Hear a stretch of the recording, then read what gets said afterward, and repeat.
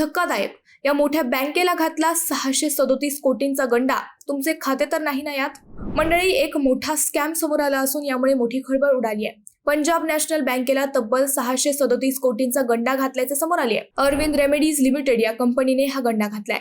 या कंपनीने Punjab national bank प्रणीत काही प्रमुख बँकांकडून 704 कोटी रुपयांचे कर्ज घेत त्यापैकी 637 कोटी रुपयांचा कर्जाचा अपहार केलाय.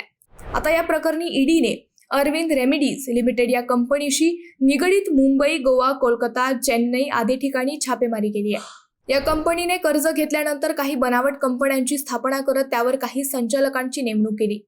त्या कंपनीतून कर्जप्राप्त रकमेची फिरवाफिरवी केली. धक्कादायक गोष्ट म्हणजे या संचालकांना धनादेशावर स्वाक्षरी करण्याचे अधिकार असले तरी ते धनादेश आणि त्याद्वारे होणारी पैशांची फिरवाफिरवी याची कोणतीही कल्पना या संचालकांना नसल्याचे ईडीच्या तपासात आढळले. विशेष म्हणजे या कर्जासाठी कंपनीने जी मालमत्ता बँकेकडे तारण ठेवली होती ती मालमत्ता देखील बँकेला न कळवता कंपनीच्या संचालकांनी परस्पर विकून टाकल्याचे ईडीच्या तपासात निष्पन्न झाले.